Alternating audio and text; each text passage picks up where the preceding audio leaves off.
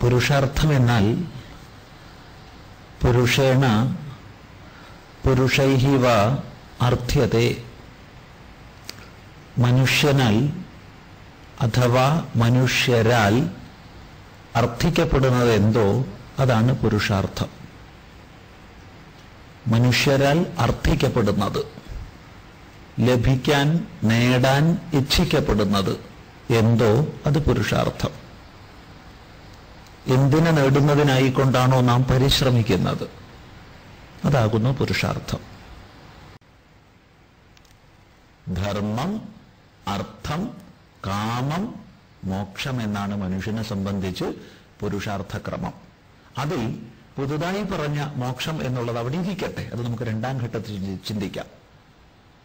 നേരത്തെ കാമം, അർത്ഥം, ധർമ്മം എന്ന് പറഞ്ഞതിനെ ഇപ്പോൾ ക്രമം മാറ്റി ധർമ്മം, അർത്ഥം, കാമം എന്നാണ് പറഞ്ഞത്.